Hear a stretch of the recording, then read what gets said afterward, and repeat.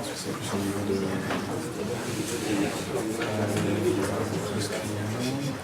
Je sais pas si ça va marcher.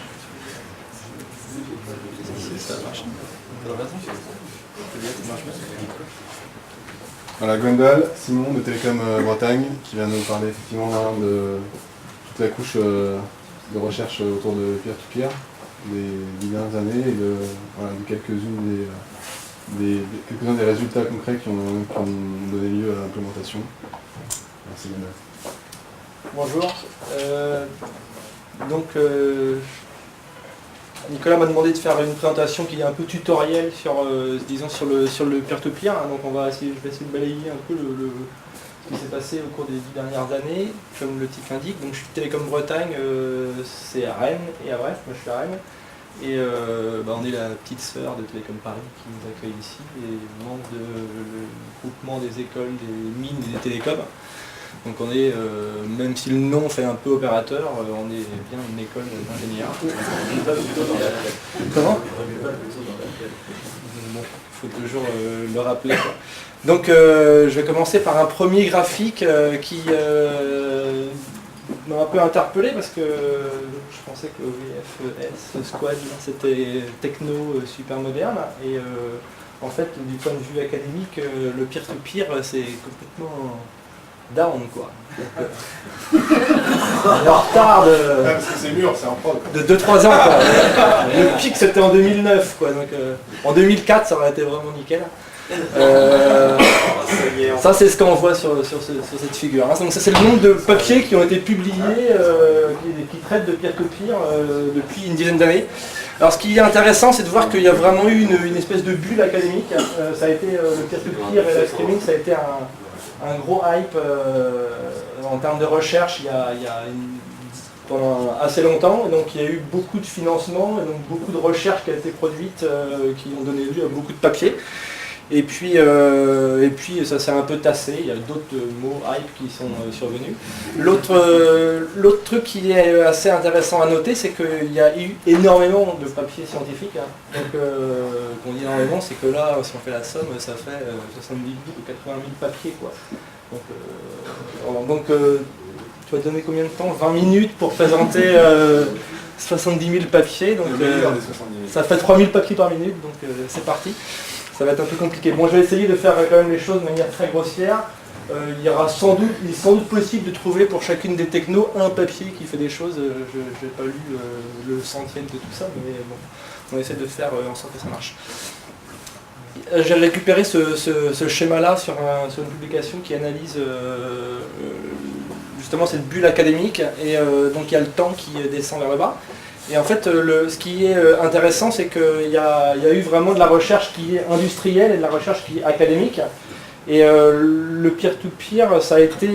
alors c'est une recherche industrielle qui a été surtout drivée par des communautés open source et des communautés un peu libertaires. Quand il y a une flèche qui va dans cette direction-là, c'est-à-dire de haut vers le bas, vers la droite, ça veut dire qu'en gros, il y a eu des implémentations de systèmes peer-to-peer que les chercheurs académiques ont essayé de comprendre et ont essayé d'analyser. Et ça n'a pas toujours été facile. Gnutella, par exemple, qui est un système qui a démarré en 2000, il y a eu des études théoriques extrêmement poussées pour comprendre que oui, ça pouvait marcher. Alors que les gens l'utilisaient et constataient que ça marchait, mais c'est difficile d'expliquer les choses en permanence. Et quand il y a des flèches dans cette direction-là, c'est que globalement, il y a eu des travaux académiques qui ont mené à des implémentations qui ont pu être populaires. Donc par exemple, le trackerless de BitTorrent, c'est quelque chose qui a été quelque part un peu permis par des travaux académiques. Et ce qui est intéressant, c'est que selon ce schéma, tout ce qui est le peer-to-peer live streaming a eu son origine dans des travaux académiques. Donc on va essayer de voir ça un peu après. Donc d'abord, je représente un peer sous cette forme très symbolique, P de X, quoi, donc P de 1, 2, 3, 4, pour dire que globalement c'est un bout de code qui tourne sur une machine et qui est connecté à Internet. D'accord. Et donc ça c'est une machine qui a priori est la machine d'un client, et donc c'est une machine qu'on ne contrôle pas. Alors j'ai mis une box ici parce qu'il y a beaucoup de gens qui ont essayé de travailler pour faire du peer-to-peer et les intégrer dans les box des opérateurs. Ça reste encore des choses qui sont étudiées avec attention. L'avantage de travailler dans les box, c'est que on contrôle un peu plus le hardware. Parce que la difficulté du peer-to-peer, c'est en partie du fait qu'il y a énormément de configurations différentes dans les machines des utilisateurs, et que donc il faut essayer de concevoir des logiciels qui vont pouvoir tourner sur l'ensemble des OS et l'ensemble des configurations de machines. Mais je pense que vous connaissez tout ça. J'ai mis aussi un petit câble physique, un petit câble filaire, hein, un peu pour exprimer le fait que, à ma connaissance, il n'y a pas eu beaucoup de développement de peer-to-peer sur du sans-fil cellulaire. Wi-Fi compte pas, mais sur tout ce qui est réseau cellulaire, il y a eu jusqu'à ces 2-3 dernières années, il n'y avait rien. C'était des choses qui restaient sous le contrôle de l'opérateur téléphonique. Alors il y a eu du développement pour faciliter la tâche des développeurs de systèmes peer-to-peer. Donc j'ai pris un peu les derniers et j'ai fait vraiment une sélection. Donc un des développements qui facilite l'intégration de code dans des machines très diverses, c'est Peer.js qui se repose sur WebRTC. Donc c'est des choses qui permettent de pouvoir développer du code peer-to-peer, donc avec tout un tas de librairies qui peuvent être intéressantes dans une solution JavaScript qui se base sur un browser, donc ça simplifie vachement les choses. Adobe a aussi beaucoup travaillé sur des solutions de peer-to-peer intégrées dans le Flash, et donc qui intègrent tout un ensemble de librairies aussi réseau qui permettent de communiquer facilement et de passer tous les firewalls et tout ce genre de choses. Donc ça c'est des exemples récents de middleware qui, pour reprendre le terme, qui ont été développés partiellement dans un cadre académique à l'origine. Alors sur le hardware, il n'y a absolument rien. C'est pas trop le sujet. Par contre sur les aspects réseau, il y a eu pas mal de choses qui ont été développées. Les deux choses les plus intéressantes à mon avis, mais c'est toujours critiquable, n'hésitez pas à dire si vous voulez m'arrêter. C'est, alors je sais pas comment on dit, MuTP ou MicroTP. C'est un protocole qui a été développé plutôt pour BitTorrent à l'origine, mais qui est toujours là. Et, enfin qui maintenant s'étend peut être utilisé par tout le monde. Et c'est un protocole qui se base sur UDP. Et qui rajoute toute une partie de garantie de récupération des données, toute la partie fiabilisation du lien. Et par contre, il le fait sans avoir recours à toute la congestion de contrôle et la sliding windows de TCP. Donc l'avantage, c'est que dans les peer-to-peer, on récupère souvent un petit chunk. Et donc on récupère juste 1 méga, et en fait le temps de récupérer 1 méga, on n'a même pas encore stabilisé la sliding windows, donc on n'a vraiment pas utilisé TCP pour quelque chose qui est efficace. Donc là on a immédiatement un fonctionnement enfin on n'a pas toute la partie congestion de contrôle, et on a une fiabilisation du lien. Le deuxième protocole qui est vraiment utile, c'est Stun, et la suite avec ICE, qui sont des protocoles qui sont IETF et qui permettent de passer les NAT. Un des gros problèmes du peer-to-peer, ça a été en tout cas un moment, c'était le passage de NAT. Donc c'est des machines qui sont chez des clients et qui doivent communiquer, et donc en fonction des NAT et de leur agressivité sur les connexions, ça pouvait vraiment empêcher 80% des connexions dans certaines études. Avec Stun, on n'est pas sur 100% de connexion entre chaque paire, mais on arrive quand même à avoir au moins toute cette couche protocole logiciel qui permet de passer les NAT grâce à des serveurs intermédiaires de manière relativement efficace. Ça c'est des choses tous ces outils-là qui en tout cas ont été un peu normalisés et qui permettent de faciliter la tâche des développeurs peer-to-peer.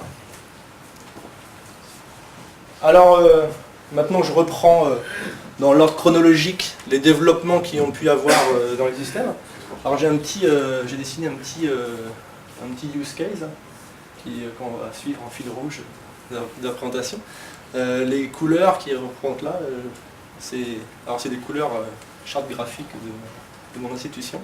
Et c'est des couleurs qui sont plus ou moins vives en fonction si les gens ont beaucoup d'upload ou pas. Parce qu'une des difficultés, c'est que le peer-to-peer, ça va se reposer sur les ressources réseau des différents peers, des différents clients. Et il y en a qui ont beaucoup de ressources réseau et d'autres qui n'en ont pas beaucoup. Donc c'est important de savoir qu'il y a une grande hétérogénéité dans ces cas-là.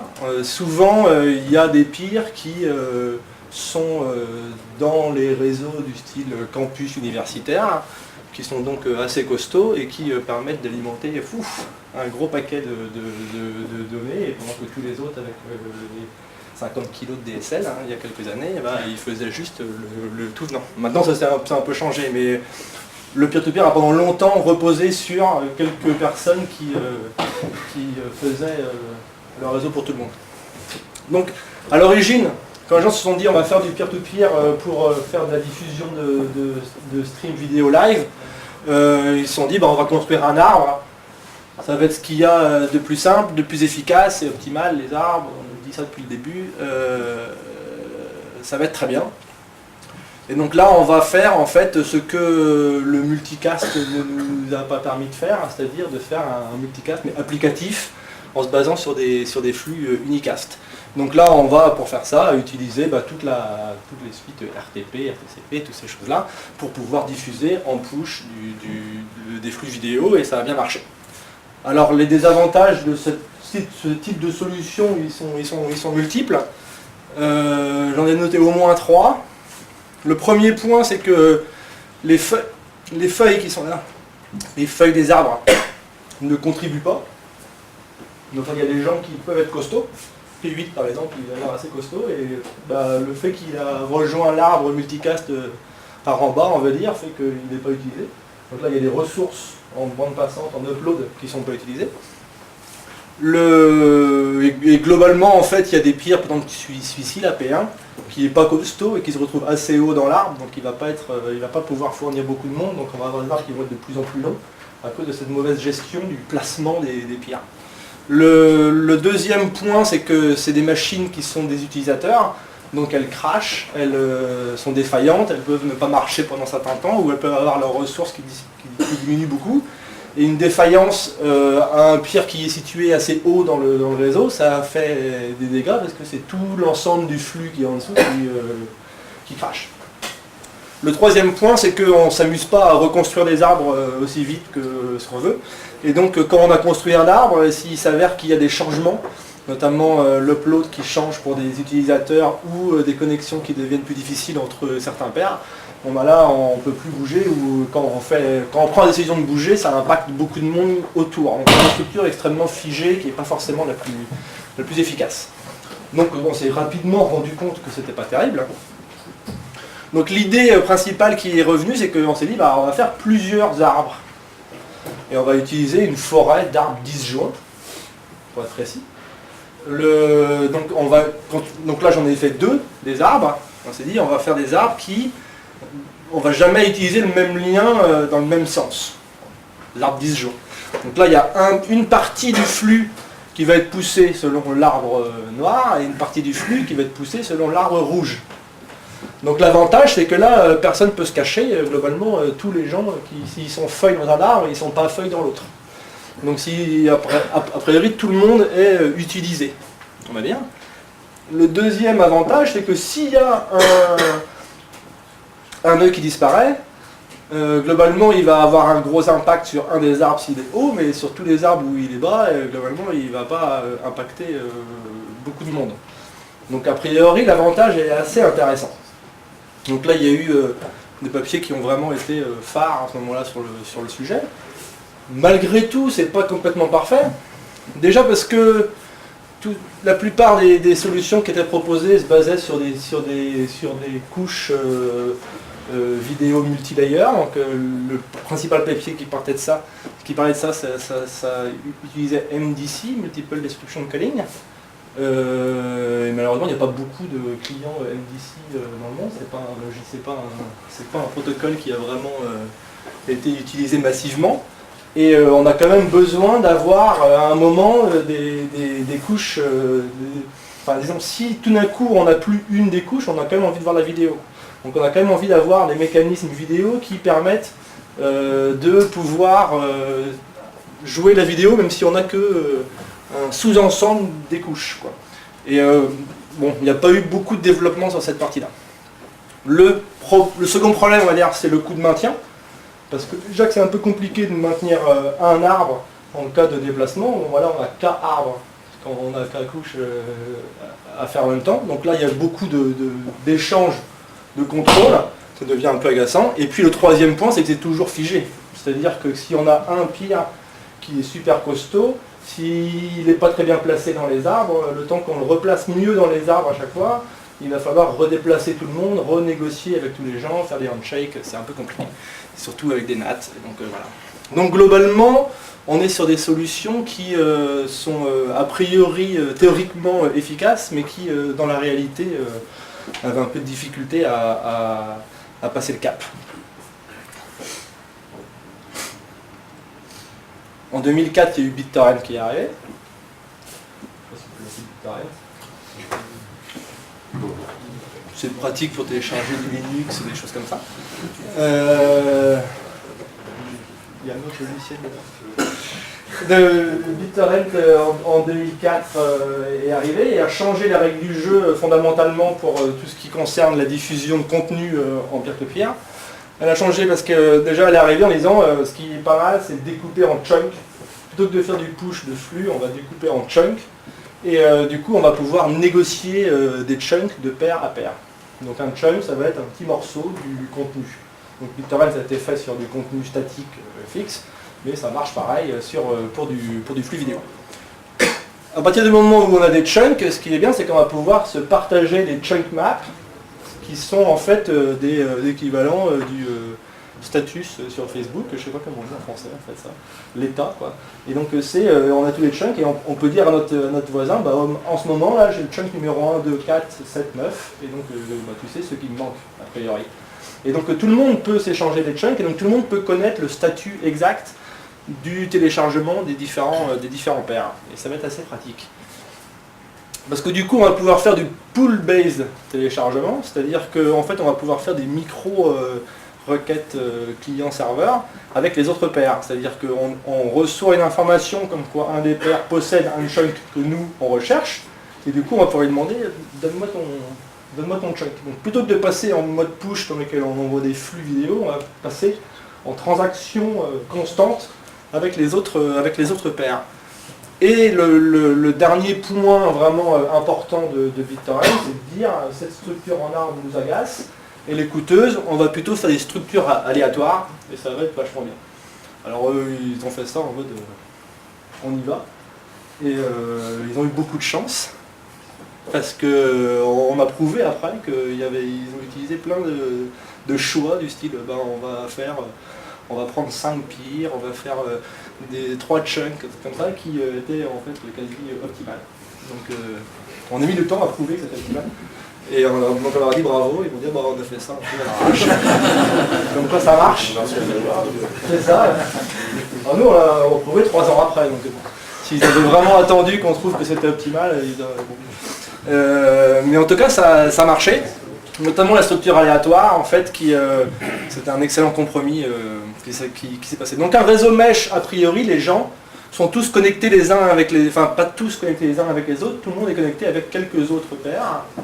Et donc quand on dit connecté, c'est qu'ils ont établi une connexion, ils se connaissent mutuellement, ils ont fait un handshake, ils ont fait tout ce qu'il fallait pour qu'ils puissent échanger des données, s'il y a le NAT qui va passer à travers les autres, pour faire le fonctionnement. Et donc le fonctionnement, ça va être pour du live streaming, ça va être de fonctionner par round. Donc à chaque round, tous les pairs vont s'échanger leur chunk map. Donc pour dire j'ai ce chunk là, j'ai pas ce chunk là, et ainsi de suite. D'accord.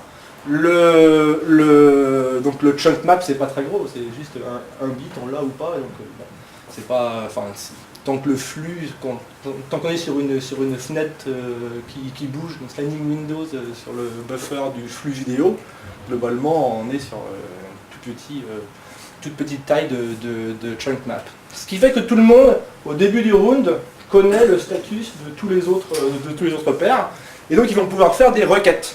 Donc quand il y a des chunks qui nous manquent et qu'on reçoit la chunk map qui indique que notre paire il possède ce chunk, on va pouvoir lui faire la requête.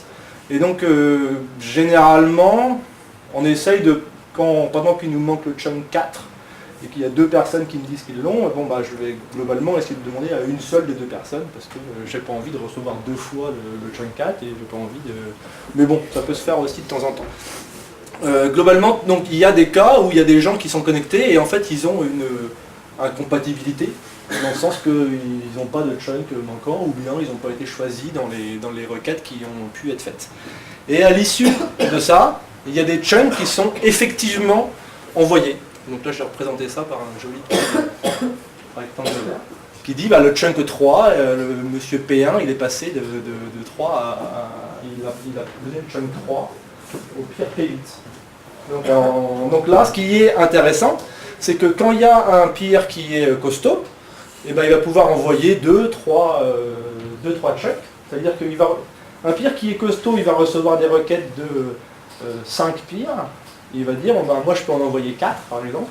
Et donc il va choisir les 4 peers parmi les 5 requêtes et il va les envoyer. Au contraire, un peer qui n'est pas costaud, il peut envoyer que un chunk, et ben, il envoie un chunk. Mais globalement, au moins il envoie. Et donc tout le monde envoie en fonction de sa capacité et tout le monde et puis de sa disponibilité de chunk, quoi. Mais globalement, il y a une utilisation de la bande passante qui est assez bien gérée dans l'ensemble. Donc un schéma un peu plus compliqué. On va voir si vous suivez. Il me reste quelques cachets d'aspirine.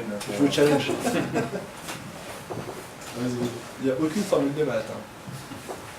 Si on prend à un instant donné le concept de fenêtre glissante, c'est là que les 10 secondes qui étaient annoncées tout à l'heure pour le délai, là, le lag, là, il semblait pas être très content, là, Claude, mais bon, ici ça va être souvent pire.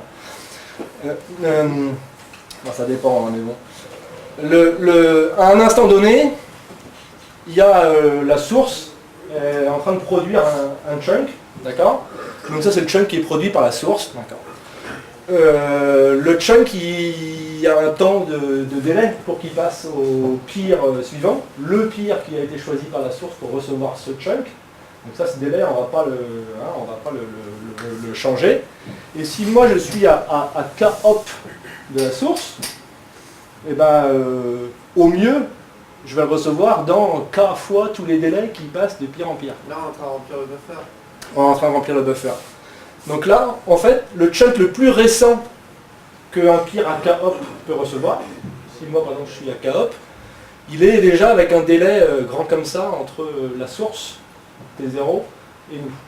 Donc k fois les délais de transmission de peer en peer. Donc si les peers ils ont fait des connexions ambiance Paris, Australie, Allemagne, États-Unis, forcément ça va être plus grand.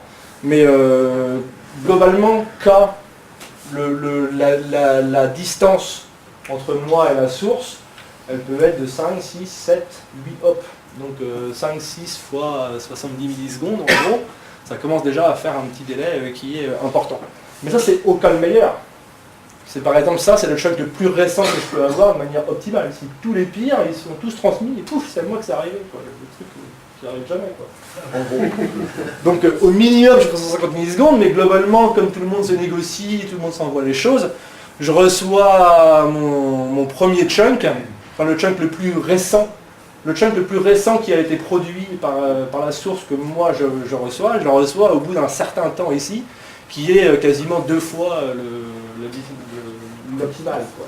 Donc globalement, le chunk le plus récent que je reçois, il a déjà été produit par la source il y a 2-3 secondes, quoi.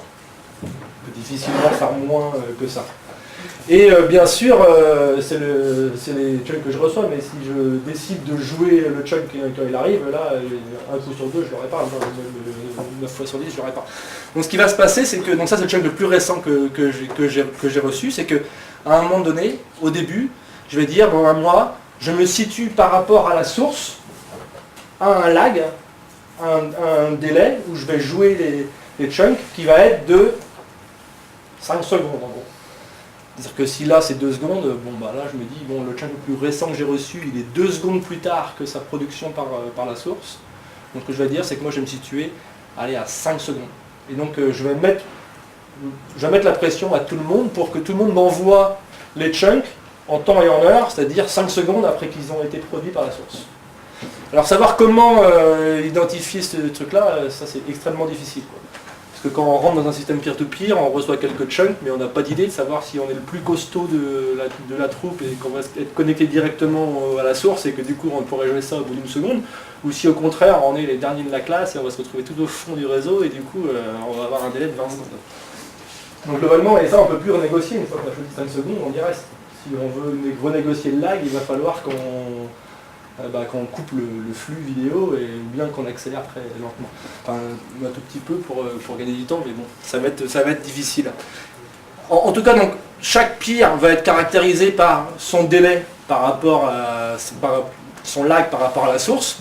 Et là, il va y avoir des chunks dans lesquels on va pouvoir dire aux autres, moi je fais cette requête-là, mais cette requête-là, elle est urgente, parce que moi, je suis tout près de mon lag, là, et donc il me faut absolument ce chunk, parce que si j'ai pas ce chunk, ça va faire une coupure dans mon flux. Donc on va pouvoir avoir au moins cette notion qui va pouvoir rendre urgente quelques requêtes. Donc globalement, on est quand même sur des délais qui sont assez importants, et qui sont un peu casse-gueule si on décide de les rendre moins importants. Pour être tout à fait clair. Alors, il y a des questions qui se posent sur pouvoir faire fonctionner tout ça. Comment trouver des voisins et comment gérer un peu ces voisins. Donc, ce qui a été fait, dans BitTorrent, c'est d'utiliser un tracker. Donc, un tracker, c'est un serveur qui n'envoie pas de données, mais qui gère uniquement le contrôle et la gestion entre les peers. C'est-à-dire que quand on arrive dans le système, on demande à un tracker, peux-tu me donner 10 peers et puis 10 adresses IP, et en fait on va se connecter, sur les 10 il y en a 3 qui répondent, et puis ça va, et on va pouvoir faire des handshakes, et puis à partir du moment où on est connecté avec quelques peers, et ben globalement après on va pouvoir en trouver d'autres de copain en copain, ça va finir par marcher. Donc comment utiliser un bon tracker? Donc le tracker de BitTorrent, a priori c'est un tirage aléatoire, c'est-à-dire que le tracker il connaît 50 000 personnes, on lui demande 5 personnes, il nous en donne 5 au hasard, donc ça c'est très efficace. Ça fait des mesh network qui sont qui ont de belles vertus, dans le sens que c'est des réseaux qui vont avoir un faible diamètre, donc le K va pas être trop grand. Il y a plein de choses, mais par contre, bon, c'est pas toujours aussi, on est malchanceux, on tombe sur 5 pauvres en upload, et donc du coup ça va être difficile. Les opérateurs réseau ont beaucoup travaillé, eux, sur faire en sorte que le tracker il prenne en compte la proximité dans le réseau.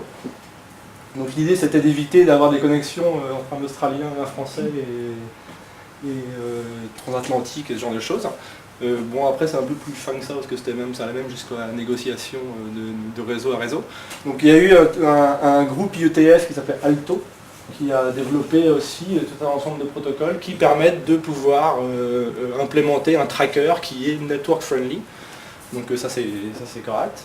Et il y a eu plein de papiers qui ont dit que ça serait bien si on connaissait les bandes passantes des gens et qu'on pouvait à ce moment-là construire des réseaux plus efficaces. Ce qui utilise aussi la réputation, parce qu'un des gros problèmes c'est d'être connecté avec des gens qui ne sont pas fiables. Si on est connecté avec 5 gars qui crachent tous dans les 30 secondes, et ben, il faut se reconnecter avec les autres, c'est un peu compliqué, donc on va essayer de partager ceux qui sont les plus fiables et les plus longs. Il y a eu énormément de travaux sur les systèmes trackerless, parce que une des motivations des réseaux peer-to-peer, c'était de rendre les choses complètement transparentes et distribuées et personne ne contrôle quoi que ce soit. Et le tracker, c'était quand même un point de faiblesse. Donc du coup, ça serait bien si on pouvait faire un système trackerless. Les algorithmes de Gossip, c'est des algorithmes comme le gossip dans les cours de récréation, on se dit des choses, on dit ah, ce voisin-là il est super, ah bon, ok, super, on va se connecter.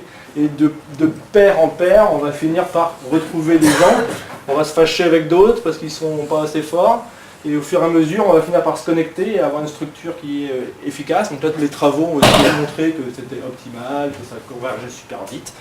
Il y a eu aussi beaucoup de travaux sur les tables d'HH distribuées, mais bon, je n'ai pas besoin d'en parler beaucoup plus. Mais il y a des solutions. C'est-à-dire, si vous voulez développer des systèmes trackerless, ça marche dans BitTorrent aujourd'hui, donc il n'y a pas de raison que ça ne marche pas, quoi. Après, c'est quand même se prendre un peu la tête par rapport au fait qu'on peut utiliser un tracker et que ça marche. Mais bon, c'est si vous voulez diffuser des flux qui auraient peut-être pas complètement de légalité à être diffusés, bah, c'est possible. Sans que vous soyez pris. L'adresse initiale, le premier qui tu vas poser, c'est lequel? Ah, il faut toujours un premier quand même. Mais même ça, en fait, il y a un système dans le BitTorrent avec les magnets dans lesquels les gens, tu as les premiers, mais tu sais pas ce qu'ils, eux-mêmes ne savent pas ce qu'ils possèdent. Donc ils ne sont pas complètement, en termes légaux, disons, ils ne sont pas complètement responsables. Mais bon, c'est pas forcément le propos du jour. L'autre grande question de ces systèmes-là, c'est quel chunk envoyer à qui? C'est-à-dire que j'ai reçu 5 requêtes et moi j'ai une possibilité d'envoyer que 4 chunks, donc il faut que je fasse un choix, de savoir quel chunk je vais envoyer. Donc il y a eu aussi énormément de travaux là-dessus. Globalement, le tirage aléatoire, ça, bon, voilà, ça a des vertus. Ce que fait BitTorrent, c'est qu'il envoie le chunk le plus rare au pire le plus méritant. Donc ça c'est quand même pas mal, parce que globalement le tit for tat là, c'est ce qui va pas mal marcher sur BitTorrent, c'est-à-dire que globalement moi je donne un chunk que si l'autre m'a déjà donné un chunk, quoi.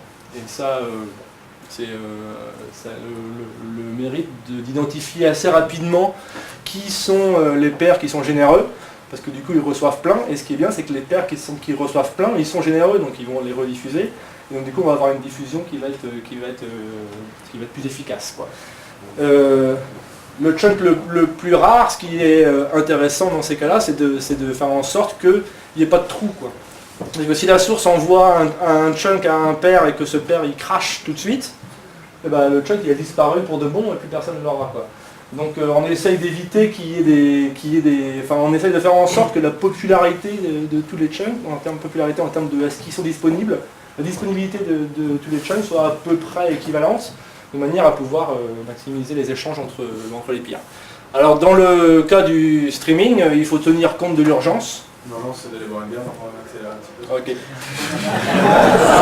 Comme ça, l'urgence. C'est pas méchant, mais on a tous quoi à prendre. Ça tweet dans tous les sens.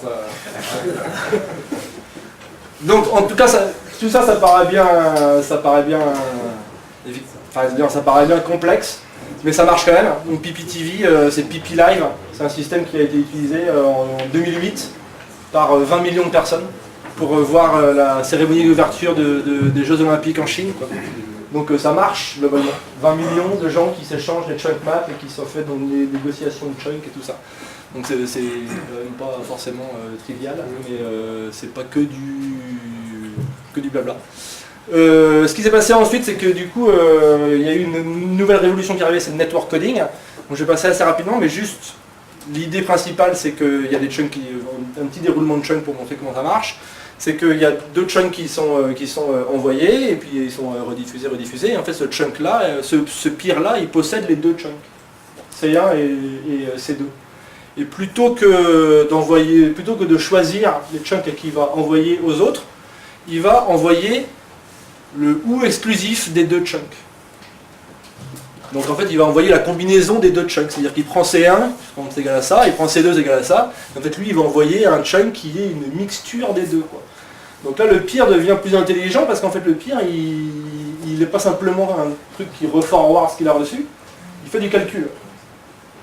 Donc l'intérêt de ça, c'est que le peer il n'a plus besoin de réfléchir, en gros il envoie, et du coup P3, lui ce qu'il reçoit, il a déjà C1 donc il va pouvoir reconstituer C2, et P2 il a déjà C2, il va pouvoir reconstituer C1. Il n'a plus besoin de réfléchir, on fait des calculs, on renvoie, on rebalance. Alors en pratique, c'est juste pour montrer que je suis capable de mettre des formules de maths, c'est qu'on va avoir, au lieu d'avoir une chunk map, on va avoir des générations, c'est un truc un peu plus grand, qui va constituer de blocs, c'est des trucs un peu plus petits. Et en fait tous les peers, ils vont utiliser une combinaison de tous les blocs, et donc ils vont pouvoir envoyer une espèce de bouillie des blocs qu'ils ont reçus. Et quand un peer reçoit K blocs de bouillie, il est capable de reconstituer le truc, à chaque fois, la génération. Donc là, l'avantage, c'est que déjà, on a prouvé que c'était optimal en bande passante. D'accord. Et ensuite, on n'a plus besoin de faire des requêtes. On envoie des chunk maps, et quel que soit ce qui se passe, on envoie les blocs. Si la personne n'a pas reçu complètement une génération, on lui envoie le bloc qu'on a constitué nous-mêmes, et on sait que ça va être efficace, on sait qu'on ne va pas avoir de redondance entre plusieurs paires, et on sait qu'on va finir par marcher.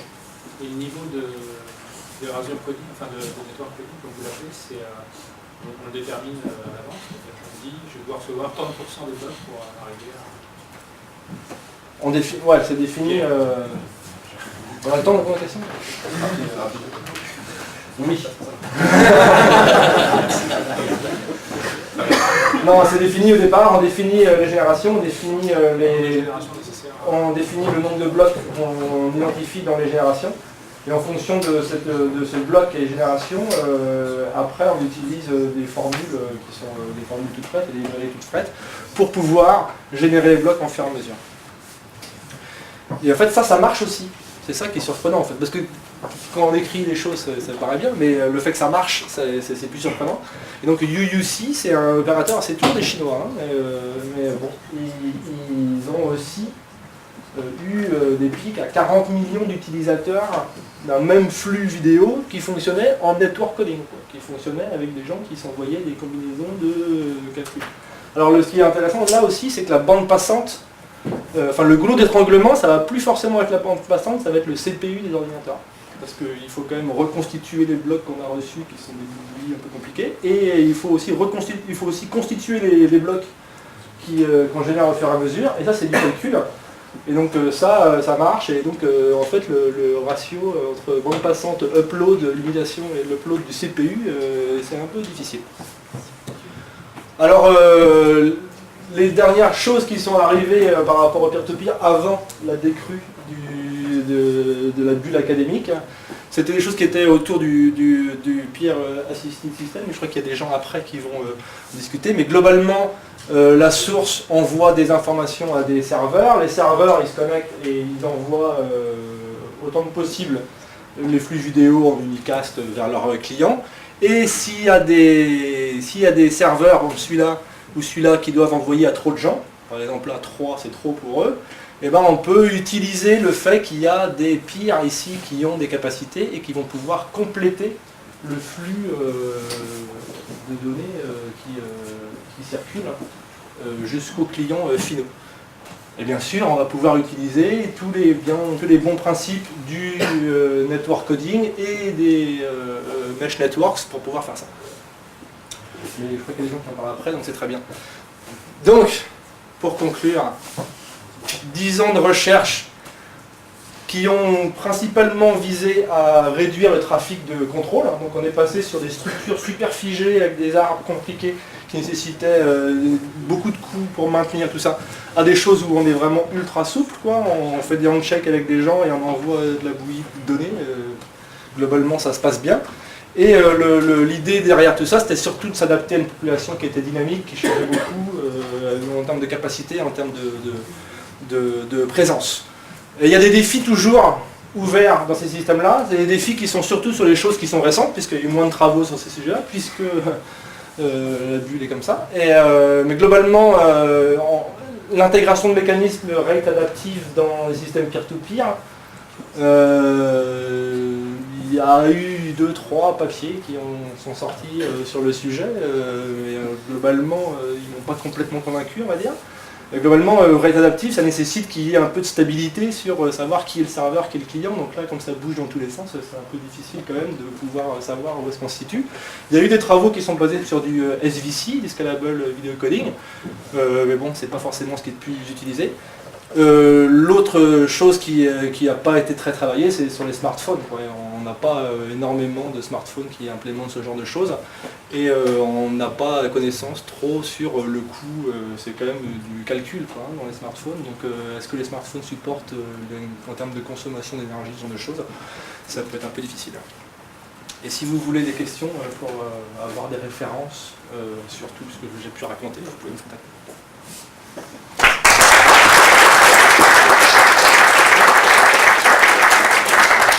Merci Nodal. Donc on va accueillir Stremo qui va nous présenter ses travaux basés sur une technologie Has-Been, mais remise au